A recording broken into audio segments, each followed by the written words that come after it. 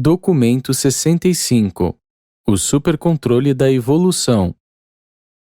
A vida evolucionária material básica, a vida pré-mental, é formulada pelos mestres controladores físicos e pela ministração da implantação da vida vinda dos 7 espíritos mestres, juntamente com a ministração ativa dos portadores da vida designados.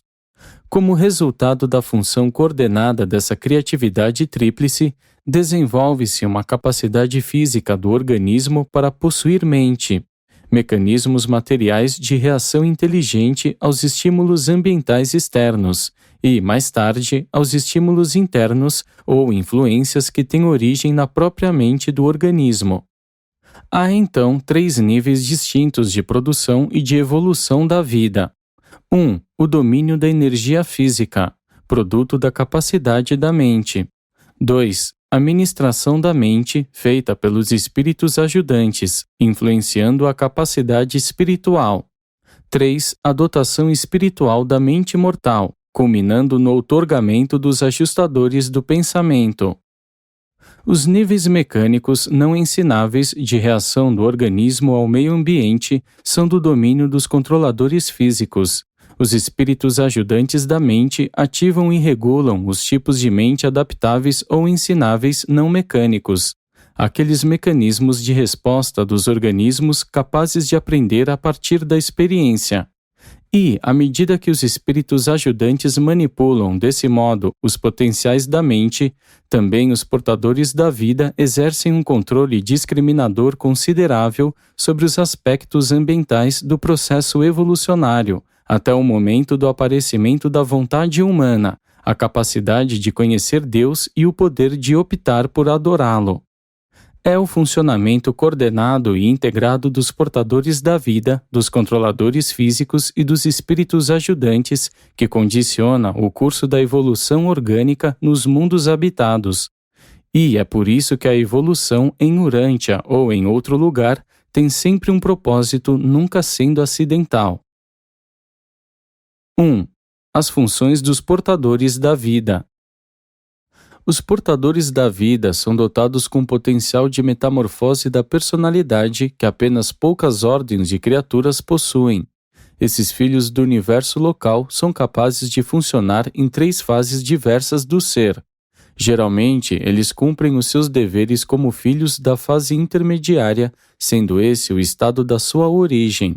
Todavia, um portador da vida, nesse estágio de existência, não poderia possivelmente funcionar sobre os domínios eletroquímicos como um fabricante de energias físicas e partículas materiais em unidades de existência vivente.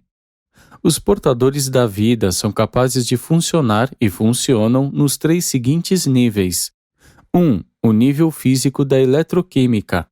2. A fase intermediária usual de existência quase moroncial. 3. O nível semi-espiritual avançado. Quando se preparam para empreender a implantação da vida, depois de haverem selecionado os locais para esse trabalho, os portadores da vida convocam a comissão de arcanjos de transmutação dos portadores da vida. Esse grupo consiste de 10 ordens de personalidades diversas, incluindo os controladores físicos e seus colaboradores, e é presidido pelo comandante dos arcanjos, atuando nessa função por mandado de Gabriel e com a permissão dos anciãos dos dias. Quando são circuitados adequadamente, tais seres podem efetuar modificações tais nos portadores da vida que os capacitam imediatamente para funcionar nos níveis físicos da eletroquímica. Depois que os modelos da vida houverem sido formulados e as organizações materiais estiverem devidamente completas, as forças supramateriais envolvidas na propagação da vida tornam-se imediatamente ativas e assim a vida passa a existir. A partir daí, os portadores da vida retornam imediatamente à sua meia fase intermediária normal de existência da personalidade, estado no qual podem manipular as unidades vivas e manobrar os organismos em evolução, mesmo estando despojados de toda a capacidade de organizar, de criar, novos padrões de matéria viva. Depois que a evolução orgânica houver seguido seu curso até um certo nível e o livre-arbítrio do tipo humano houver aparecido nos organismos mais elevados em evolução, os portadores da vida devem abandonar o planeta ou então fazer votos de renúncia. Quer dizer, devem comprometer-se a se abster de quaisquer tentativas de influir posteriormente no curso da evolução orgânica. E, quando esses votos são feitos voluntariamente pelos portadores da vida que escolherem permanecer no planeta como conselheiros futuros para aqueles a quem será confiada a tarefa de proteger as criaturas de vontade recém-evoluídas, é convocada uma comissão de 12 presidida pelo comandante dos Estrelas Vespertinos, atuando com a autoridade do soberano do sistema e a permissão de Gabriel. E então, esses portadores da vida são transmutados para a terceira fase da existência da personalidade, o nível semi-espiritual do ser. E, nessa terceira fase da existência, tem o eu funcionado em Urântia desde os tempos de Andon e Fonta. Aguardamos ansiosos pela época em que o universo possa estabelecer-se em luz e vida, um possível quarto estágio do ser, no qual seremos integralmente espirituais. Mas nunca nos foi revelada a técnica por meio da qual poderemos alcançar esse desejável estado avançado. 2. O panorama evolucionário. A história da ascensão do homem, partindo das algas marinhas até que chegue a ser o senhor da criação terrestre, de fato é uma epopeia de lutas biológicas e sobrevivência da mente. Os ancestrais primordiais do homem foram, literalmente, o limo e o lodo do fundo do oceano, nas baías e nas lagunas de águas mornas e estagnadas da vasta linha do litoral dos antigos mares interiores, aquelas mesmas águas nas quais os portadores da vida estabeleceram as 3 implantações independentes de vida em Urântia. Pouquíssimas espécies de tipos marinhos primitivos de vegetação que participaram daquelas mutações históricas e que resultaram nos organismos na fronteira da vida animal ainda hoje continuam existindo. As esponjas constituem os sobreviventes de um desses tipos primitivos intermediários, os organismos por meio dos quais se deu a transição gradual de vegetal até animal. Essas formas primitivas de transição, embora não sendo idênticas às esponjas modernas, foram muito semelhantes a elas. Eram organismos verdadeiramente na fronteira, nem vegetais nem animais, e que finalmente conduziram ao desenvolvimento das verdadeiras formas animais de vida. As bactérias, organismos vegetais simples de uma natureza muito primitiva, mudaram um pouco desde o alvorecer da vida, exibindo mesmo um grau de retroação no seu comportamento parasitário. Muitos dos fungos também representam um movimento retrógrado de evolução, sendo plantas que perderam a sua capacidade de produzir clorofila e havendo se transformado mais ou menos em parasitas. A maioria das bactérias que causam doenças e os seus corpos auxiliares de vírus realmente pertencem a esse grupo de fungos parasitas desertores. Durante idades intermediárias, todo o vasto reino da vida vegetal evoluiu de ancestrais, dos quais as bactérias também descendem. O tipo mais elevado de vida animal protozoária logo apareceu e apareceu de repente. E, desses tempos longínquos, veio a ameba, o organismo animal típico de uma célula apenas um pouco modificada. Ela age hoje do mesmo modo como fazia quando era ainda mais recente das mais importantes realizações na evolução da vida. Essa diminuta criatura e seus primos protozoários são, para a criação animal, o que as bactérias são para o reino vegetal. Representam a sobrevivência dos primeiros passos evolucionários primitivos na diferenciação da vida, ao lado do fracasso dos desenvolvimentos subsequentes. Logo, os tipos primitivos de animais unicelulares associaram-se em comunidades, primeiro em um nível volvoxídeo e depois ao longo da linha da hidra e da medusa.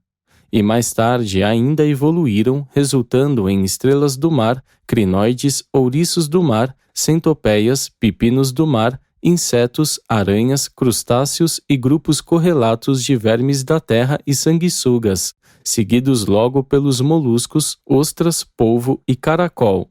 Centenas e centenas de espécies surgiram e pereceram, e seja feita menção apenas àquelas que sobreviveram às longuíssimas lutas. Tais espécimes não progressivos, junto com a família dos peixes a surgir depois, representam atualmente os tipos estacionários de animais primitivos inferiores, ramificações da árvore da vida que deixaram de progredir. O cenário estava desse modo estabelecido para o aparecimento dos primeiros animais vertebrados, os peixes. Dessa família de peixes surgiram duas modificações únicas, a rã e a salamandra. E foi a rã que começou aquela série de diferenciações progressivas na vida animal, as quais culminaram finalmente no próprio homem. A rã é um dos mais antigos ancestrais sobreviventes da raça humana, mas também deixou de evoluir, sendo hoje muito semelhante à dos seus tempos remotos. A rã é a única espécie ancestral das raças iniciais que ainda vive sobre a face da Terra. A raça humana não tem nenhum ancestral sobrevivente entre a rã e o esquimó. As rãs deram origem aos répteis, uma grande família animal que está virtualmente extinta, mas que, antes de deixar de existir, deu origem a toda a família de pássaros e as numerosas ordens de mamíferos. Provavelmente o maior salto em toda a evolução pré-humana foi dado quando um dos répteis transformou-se em um pássaro. Os tipos de pássaros de hoje, águias, patos, pombos e avestruzes, todos descenderam de répteis enormes de muitas eras atrás. O reino dos répteis, que descendeu da família da rã, é representado hoje por 4 divisões sobreviventes, 2 não progressivas, as cobras e os lagartos, junto com seus primos, os crocodilos e as tartarugas. Uma parcialmente progressiva, a família dos pássaros, e a quarta, a dos ancestrais dos mamíferos e a linha direta de descendentes da espécie humana. Contudo, ainda que há muito extinta, a enormidade passageira dos répteis encontrou eco nos elefantes e mastodontes, enquanto as suas formas peculiares ficaram perpetuadas nos cangurus saltadores. Apenas 14 filos apareceram em Urântia, os peixes sendo os últimos, e nenhuma classe nova desenvolveu-se desde os pássaros e os mamíferos. Foi de um pequeno e ágil dinossauro réptil de hábitos carnívoros, tendo um cérebro relativamente grande, que os mamíferos placentários surgiram subitamente. Esses mamíferos desenvolveram-se rapidamente e de muitos modos diferentes, não apenas dando surgimento às variedades modernas comuns, mas também evoluindo até os tipos marinhos, tais como as baleias e focas e os navegadores do ar, como a família dos morcegos. O homem, assim, evoluiu dos mamíferos mais elevados, derivados principalmente da implantação ocidental da vida nos antigos mares abrigados que iam de leste para oeste. Os grupos oriental e central de organismos vivos, desde o princípio, progrediram favoravelmente até alcançarem os níveis pré-humanos de existência animal. À medida que as idades passaram, porém, o foco oriental de implantação de vida não alcançou um nível satisfatório de status pré-humano de inteligência, tendo sofrido perdas tão repetidas e irrecuperáveis dos seus tipos mais elevados do plasma da germinação, que ficou para sempre destituído do poder de reabilitar as suas potencialidades humanas. Já que a qualidade da capacidade da mente para o desenvolvimento nesse grupo oriental foi definitivamente tão inferior àquela dos outros 2 grupos, os portadores da vida, com o consentimento dos seus superiores, manipularam o ambiente de um modo tal a circunscreverem mais ainda essas linhagens inferiores pré-humanas de vida em evolução. Para aparências externas, a eliminação desses grupos inferiores de criaturas mostrou-se acidental, mas na realidade foi intencional. Mais tarde, no desenvolvimento evolucionário da inteligência, os ancestrais lemurianos da espécie humana estavam muito mais avançados na América do Norte do que em outras regiões, e foram, por isso, levados a migrar da arena de implantação ocidental de vida para o Estreito de Bering e costa abaixo ao sudoeste da Ásia, onde continuaram a evoluir e a beneficiar-se do acoplamento de algumas linhagens do grupo central de vida. O homem evoluiu assim de algumas linhagens ocidentais e centrais de vida apenas nas regiões centrais e do Oriente Próximo. Desse modo, a vida que foi plantada em Urântia evoluiu até a Era Glacial, quando, pela primeira vez, o próprio homem apareceu e começou a sua movimentada carreira planetária. E esse surgimento do homem primitivo na Terra, durante a Era Glacial, não foi puramente acidental, foi intencional. Os rigores e severidade climáticos da Era Glacial foram adequados, em todos os sentidos, aos propósitos de fomentar a produção de um tipo vigoroso de ser humano com uma imensa capacidade de sobrevivência. 3. O estímulo à evolução. Dificilmente será possível explicar à mente humana atual muitas das ocorrências estranhas e aparentemente grotescas do progresso evolucionário primitivo. Um plano com propósito estava em andamento durante todas essas evoluções aparentemente estranhas das coisas vivas, mas não nos é permitido interferir arbitrariamente no desenvolvimento dos modelos de vida depois de colocados em operação. Os portadores da vida podem empregar todos os recursos naturais possíveis e utilizar todas e quaisquer circunstâncias fortuitas que irão elevar o desenvolvimento do progresso da vida experimental. Mas não nos é permitido intervir mecanicamente nem manipular arbitrariamente a conduta e o curso da evolução, seja das plantas, seja dos animais. Vós fostes informados de que os mortais de Urântia evoluíram por meio do desenvolvimento da rã primitiva, e que essa linhagem ascendente, levada em potencial dentro de uma única rã, escapou por pouco da extinção em uma certa ocasião. Não se deve inferir disso, contudo, que a evolução da humanidade poderia ter sido impedida por um acidente dessa conjuntura. Naquele exato momento, estávamos observando e estimulando nada mais do que 1000 linhagens de vida mutante, diferentes e muito distantes, que poderiam ter sido encaminhadas até vários modelos diferentes de desenvolvimento pré-humano. Essa rã ancestral, em particular, representava a nossa terceira seleção. As 2 linhagens de vida anteriores haviam perecido, a despeito dos nossos esforços para sua conservação.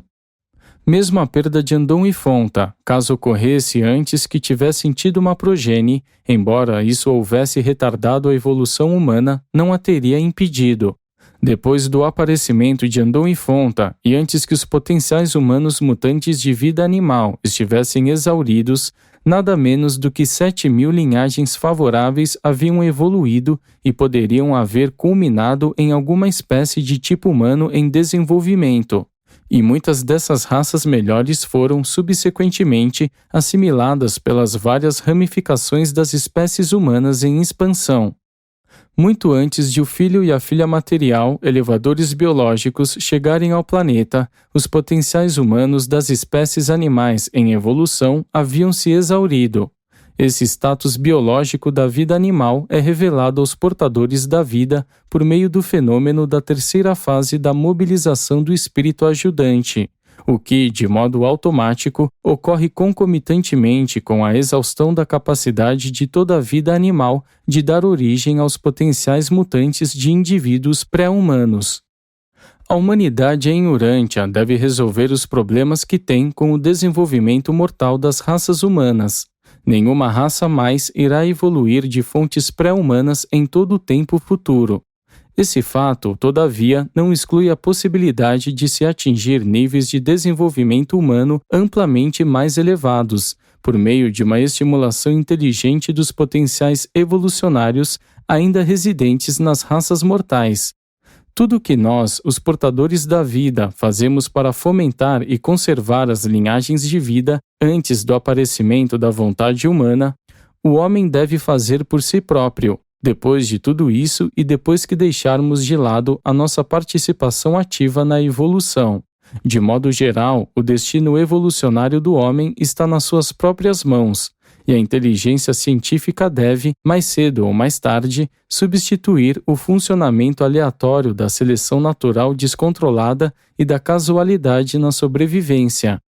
E, ao discutir o estímulo à evolução, não seria impróprio apontar que, em um futuro bem adiante, quando em algum momento estiverdes ligados a um corpo de portadores da vida, vós tereis oportunidades amplas e abundantes de fazer sugestões para se fazer quaisquer melhoramentos possíveis nos planos e na técnica de transplantar e de conduzir a vida. Sede pacientes. Se tiverdes boas ideias, se as vossas mentes forem férteis de métodos melhores de administração para qualquer parte dos domínios universais, ireis por certo ter uma oportunidade de apresentá-los aos vossos companheiros administradores nas idades que virão. 4. A aventura de Urântia. Não negligencies o fato de que Urântia foi designada para nós como um mundo de vida experimental. Fizemos neste planeta a nossa 60ª tentativa de modificar e, se possível, de melhorar a adaptação em Satânia dos projetos de vida de Nebadon, e consta nos registros que realizamos numerosas modificações benéficas nos modelos médios da vida. Para ser específico, em Urântia, aprimoramos e demonstramos satisfatoriamente nada menos do que 28 particularidades de modificação na vida, que serão de muita utilidade para todo o Nebadon durante todos os tempos futuros. Todavia, o estabelecimento da vida em nenhum mundo jamais é experimental, no sentido de que algo ainda não experimentado e desconhecido seja intentado. A evolução da vida é uma técnica sempre progressiva, diferencial e variável, mas não é jamais fortuita, descontrolada, nem inteiramente experimental no sentido acidental. Muitas facetas da vida humana oferecem evidências abundantes de que o fenômeno da existência mortal foi inteligentemente planejado, de que a evolução orgânica não é um mero acidente cósmico. Quando uma célula viva é ferida, ela possui a capacidade de elaborar algumas substâncias químicas que têm o poder de estimular e ativar as células vizinhas normais para que iniciem imediatamente a secreção de certas substâncias que facilitam os processos de cura na ferida. E, ao mesmo tempo, essas células normais e não feridas começam a proliferar. De fato, começam a trabalhar, criando novas células para repor qualquer célula companheira que possa haver sido destruída por acidente. Essa ação e essa reação químicas ligadas à cura de feridas e à reprodução das células representam a escolha dos portadores da vida de uma fórmula que abrange mais de 100.000 fases e aspectos de reações químicas possíveis e repercussões biológicas. Mais de 500 mil de experimentos específicos foram efetuados pelos portadores da vida nos seus laboratórios antes que finalmente estabelecessem essa fórmula para o experimento de vida em Urântia. Quando os cientistas de Urântia souberem mais sobre essas substâncias que curam, tornar-se-ão mais eficazes no tratamento de lesões e, indiretamente, irão saber mais sobre como controlar certas doenças sérias. Desde que a vida foi estabelecida em Urântia, os portadores da vida têm melhorado essa técnica de cura, a qual, introduzida em um outro mundo de Satânia, ofereceu mais alívio da dor e exerceu um controle melhor sobre a capacidade de proliferação que têm as células vizinhas normais.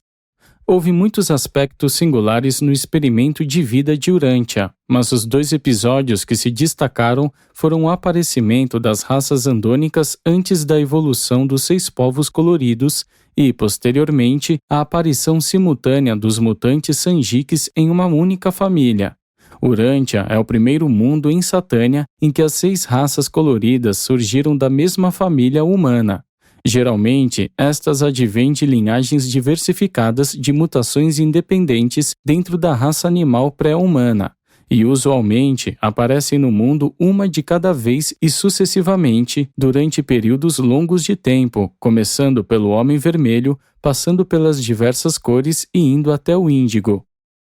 Uma outra variação destacável de procedimento foi a chegada tardia do príncipe planetário. Via de regra, o príncipe aparece em um planeta por volta da época do desenvolvimento da vontade.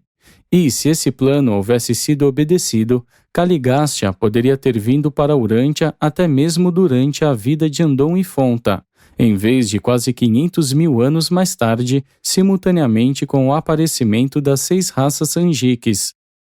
A um mundo habitado normal teria sido concedido logo um príncipe planetário, quando solicitado pelos portadores da vida, ou seja, quando apareceram Andon e Fonta, ou pouco tempo depois. Todavia, como Urante havia sido designado como um planeta em que a vida é modificada, foi em consequência de um acordo antecipado que os observadores Melquisedeques, em número de 12, foram enviados como conselheiros dos portadores da vida, atuando como supervisores do planeta até a chegada subsequente do príncipe planetário. Esses Melquisedeques vieram na época em que Andon e Fonta tomaram as decisões que tornaram possível aos ajustadores do pensamento residirem nas suas mentes mortais. Em Urântia, os esforços dos portadores da vida para melhorar os modelos da vida em Satânia necessariamente resultaram na produção de muitas formas aparentemente inúteis de vida transitória. Os ganhos já conquistados, no entanto, são suficientes para justificar as modificações dos modelos do projeto de vida feitas em Urântia. A nossa intenção era produzir uma manifestação antecipada da vontade na vida evolucionária de Urântia, e tivemos êxito. Em geral, só depois que as raças coloridas têm já algum tempo de existência é que a vontade emerge, usualmente aparecendo primeiro entre os tipos superiores de homens vermelhos. O vosso mundo é o único planeta de Satânia em que o tipo humano de vontade surgiu em uma raça anterior às raças coloridas. Contudo, em nossos esforços para chegar a essa combinação e associação de fatores de hereditariedade que finalmente conduziriam aos ancestrais mamíferos da raça humana, nos deparamos com a necessidade de permitir que acontecessem centenas ou mesmo milhares de outras combinações e associações relativamente inúteis de fatores de hereditariedade. É certo que muitos desses subprodutos aparentemente estranhos dos nossos esforços irão deparar com o vosso espanto quando escavardes para ir até o passado planetário, e posso muito bem compreender o quanto algumas dessas coisas podem tornar-se intrigantes sob o ponto de vista limitado da mente humana. 5. As vicissitudes da evolução da vida. Foi uma fonte de pesar para os portadores da vida que os nossos esforços especiais para modificar a vida inteligente em Urântia houvessem sido tão prejudicados por perversões trágicas que escaparam ao nosso controle, a traição de Caligástia e a falta adâmica. Durante toda essa aventura biológica, todavia, a nossa maior decepção veio da reversão, em uma escala muito extensa e inesperada, de certas vidas vegetais primitivas aos níveis pré-clorofílicos de bactérias parasitárias. Essa eventualidade na evolução da vida vegetal provocou muitas doenças desoladoras nos mamíferos mais elevados, particularmente nas espécies humanas mais vulneráveis. Quando deparamos com essa situação de perplexidade, de um certo modo, nós não demos grande importância às dificuldades envolvidas, porque sabíamos que a combinação que viria subsequentemente do plasma da vida adâmica reforçaria de tal modo os poderes de resistência da mistura resultante de raças, a ponto de torná-la praticamente imune a todas as doenças produzidas pelos tipos vegetais de organismos. As nossas esperanças, porém, estavam fadadas à decepção devido à infelicidade da falta adâmica. O universo dos universos, incluindo esse pequeno mundo chamado Urântia, não está sendo administrado para adaptar-se apenas às nossas conveniências, nem apenas para receber a nossa aprovação e muito menos para gratificar os caprichos ou satisfazer a nossa curiosidade. Os seres sábios e todo-poderosos, responsáveis pela gestão do universo, sem dúvida sabem exatamente o que fazer. E assim é próprio aos portadores da vida e cabe às mentes mortais comportar-se na espera com a devida paciência e uma cooperação sincera com as regras da sabedoria, o reino do poder e a marcha do progresso. Evidentemente, certas compensações advêm depois das atribulações, tais como a outorga de Micael em Urântia. Independentemente dessas considerações, porém, os supervisores celestes mais recentes deste planeta expressam a sua confiança completa no triunfo último da evolução da raça humana e que, afinal, vinguem os nossos planos e modelos originais de vida. 6. as técnicas evolucionárias de vida. É impossível determinar com precisão, simultaneamente, a localização exata e a velocidade de um objeto em movimento. Qualquer tentativa de medir uma dessas grandezas acarreta uma alteração inevitável na outra. O homem mortal depara com o mesmo tipo de paradoxo quando efetua a análise química do protoplasma.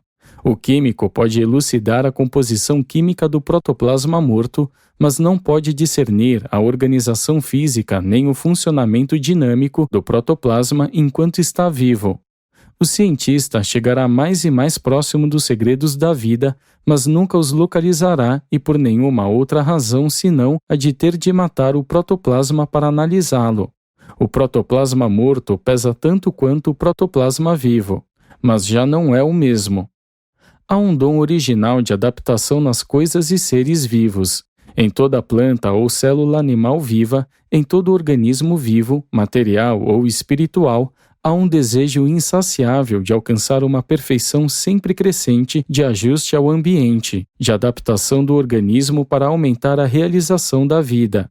Esses esforços intermináveis de todas as coisas vivas evidenciam a existência dentro delas de uma busca inata de perfeição.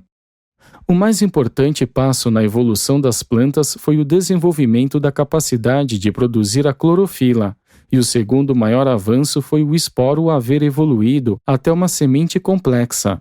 O esporo é mais eficiente como um agente reprodutor, mas faltam-lhe os potenciais da variedade e da versatilidade inerentes à semente. Um dos mais úteis e complexos episódios na evolução dos mais elevados tipos de animais consistiu no desenvolvimento da capacidade do ferro, nas células do sangue circulante, de atuar com a dupla função de transportar o oxigênio e poder remover o dióxido de carbono. E essa atuação das células vermelhas do sangue ilustra como os organismos em evolução são capazes de adaptar suas funções ao ambiente variável e alterável. Os animais superiores, incluindo o homem, oxigenam os seus tecidos por meio da ação do ferro das células vermelhas do sangue, que levam o oxigênio até as células vivas e, de um modo também eficiente, retiram o dióxido de carbono. Outros metais, no entanto, podem servir ao mesmo propósito. A lula choco emprega o cobre nessa função e a seringa do mar utiliza o vanádio. A continuação desses ajustes biológicos é ilustrada pela evolução dos dentes nos mamíferos superiores em Urântia. Os ancestrais distantes do homem tinham 36, então começou um reajustamento de adaptação, tendo o homem primitivo e os seus parentes próximos passado a ter 32 dentes. Agora, a espécie humana tende vagarosamente para 28 dentes. Ativa e adaptativamente, o processo de evolução ainda está em progresso neste planeta. Todavia, muitos ajustes aparentemente misteriosos dos organismos vivos são puramente químicos, integralmente físicos.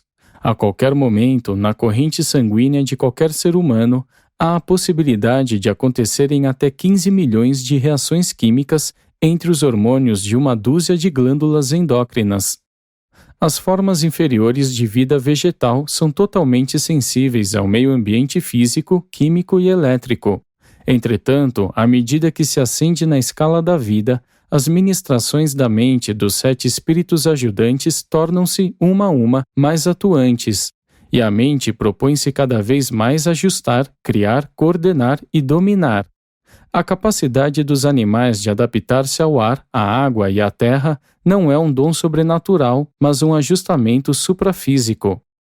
A física e a química sozinhas não conseguem explicar como um ser humano evoluiu vindo do protoplasma primevo dos mares primitivos. A capacidade de aprender, a memória e a resposta diferenciada ao ambiente são dons da mente. As leis da física não reagem ao aperfeiçoamento. Elas são invariáveis e imutáveis. As reações da química não são modificáveis pela educação. São uniformes confiáveis. À parte a presença do absoluto inqualificável, as reações elétricas e químicas são previsíveis. Mas a mente pode tirar proveito da experiência, pode aprender de hábitos de reações comportamentais que respondem à repetição de estímulos. Os organismos pré-inteligentes reagem aos estímulos do ambiente, mas esses organismos, reativos à ministração da mente, podem ajustar e manipular o próprio ambiente. O cérebro físico, com seu sistema nervoso associado, possui a capacidade inata de responder à ministração da mente. Do mesmo modo que a mente, em desenvolvimento de uma personalidade, possui uma certa capacidade inata de receptividade ao espírito, e, portanto, traz em si os potenciais do progresso e realização espiritual. A evolução intelectual, social, moral e espiritual depende da ministração da mente, feita pelos 7 espíritos ajudantes e seus colaboradores suprafísicos. 7. Os níveis evolucionários da mente. Os 7 espíritos ajudantes da mente são versáteis ministradores da mente para as existências inferiores inteligentes do universo local. Essa ordem de mente é ministrada das sedes centrais do universo local ou de algum mundo conectado a elas. As capitais dos sistemas, porém, têm uma influência na direção da função das mentes inferiores. Muitas coisas dependem do trabalho desses 7 ajudantes no mundo evolucionário. No entanto, são os ministros da mente. Eles não se ocupam da evolução física, domínio este que é dos portadores da vida. A integração perfeita desses dons do espírito, contudo, com o procedimento ordenado e natural do desdobrar do regime inerente dos portadores da vida, é responsável pela incapacidade dos mortais de discernir, no fenômeno da mente, nada a não ser a mão da natureza e o trabalho de processos naturais, embora ocasionalmente chegais a ficar um tanto embaraçados para explicar a totalidade das reações ligadas às reações naturais da mente naquilo em que é associada a matéria. E, caso Urante estivesse evoluindo mais de acordo com os planos originais, iríeis observar menos fatos ainda a chamar a vossa atenção para o fenômeno da mente. Os 7 espíritos ajudantes são mais comparáveis a circuitos do que a entidades e, nos mundos normais, estão circuitados com outros funcionamentos ajudantes em todo o universo local. Nos planetas de experimentação de vida, contudo, estão relativamente isolados. E, em Urântia, devido à natureza singular dos seus modelos de vida, os ajudantes menos elevados tiveram muito mais dificuldade para contatar os organismos evolucionários do que teriam tido no caso de um tipo mais padronizado de dotação de vida. Além disso, em um mundo evolucionário mediano, os 7 espíritos ajudantes estão muito mais bem sincronizados com os estágios avançados do desenvolvimento animal do que jamais estiveram em Urântia. Respeitada uma única exceção, a dificuldade em contatar as mentes em evolução dos organismos de Urântia foi a maior que os ajudantes já tiveram em todas as suas operações no universo de Nébadon. Nesse mundo, desenvolveram-se muitas formas de fenômenos limítrofes, de combinações confusas dos tipos mecânicos não ensináveis e ensináveis não mecânicos de resposta do organismo. Os 7 espíritos ajudantes não fazem contato com as ordens puramente mecânicas de resposta do organismo ao ambiente. Essas respostas pré-inteligentes dos organismos vivos pertencem puramente aos domínios da energia dos centros de potência, dos controladores físicos e seus congêneres. A aquisição do potencial de capacidade para aprender da experiência marca o início do funcionamento dos espíritos ajudantes, e eles funcionam nas mentes desde as mais inferiores das existências primitivas e invisíveis aos mais elevados tipos de mentes na escala evolucionária dos seres humanos. Eles são a fonte e o modelo para os comportamentos que, de outro modo, seriam mais ou menos misteriosos, e para as reações rápidas não completamente compreendidas da mente ao ambiente material.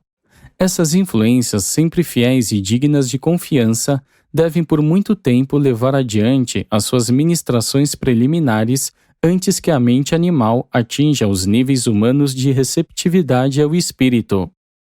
Os ajudantes funcionam exclusivamente na evolução da mente experiencial até o nível da 6ª fase, o espírito da adoração. Nesse nível, ocorre aquela inevitável sobreposição de ministrações, fenômeno pelo qual o mais elevado desce para se coordenar com o inferior, em antecipação da realização subsequente de níveis avançados de desenvolvimento. E ainda uma ministração espiritual adicional acompanha a ação do sétimo e último ajudante, o espírito da sabedoria. Em todos os ministérios do mundo do espírito, os indivíduos nunca experimentam transições abruptas de cooperação espiritual. Essas mudanças são sempre graduais e recíprocas.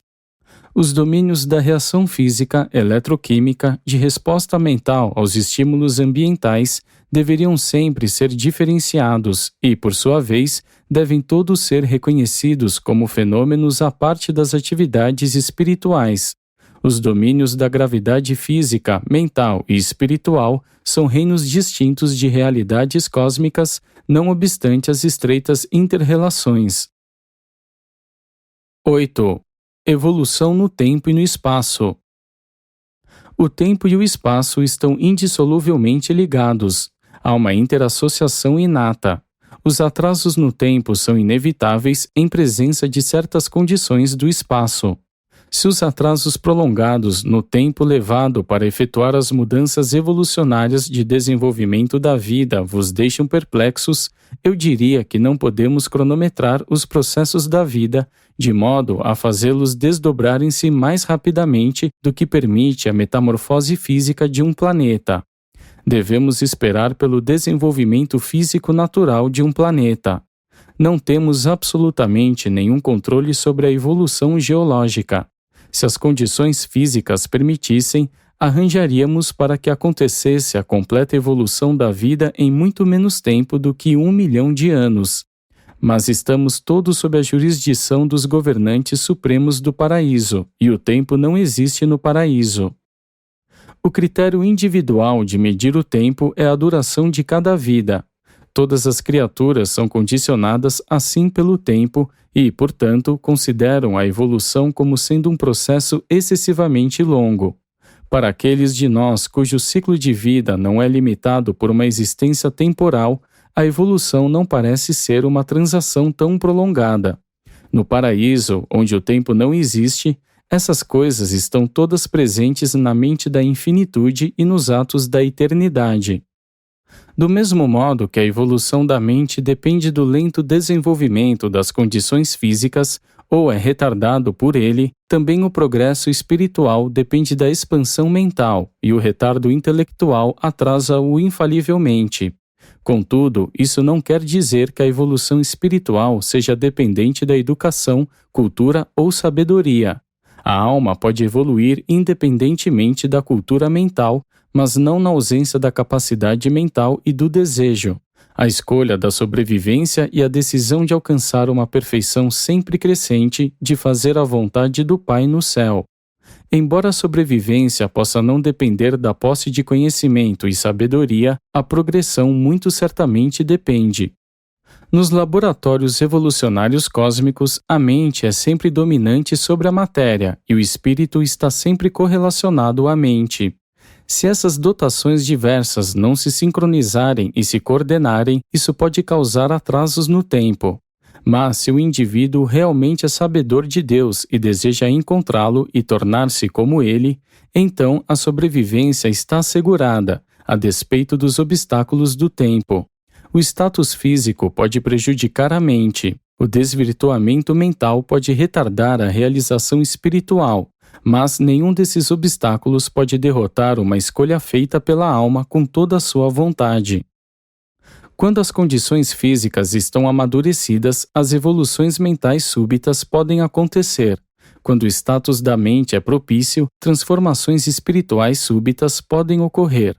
Quando os valores espirituais recebem um reconhecimento adequado, então os significados cósmicos tornam-se discerníveis, e a personalidade fica cada vez mais liberada dos obstáculos do tempo e redimida das limitações do espaço. Promovido por um portador da vida de Nébadon residente em Urântia.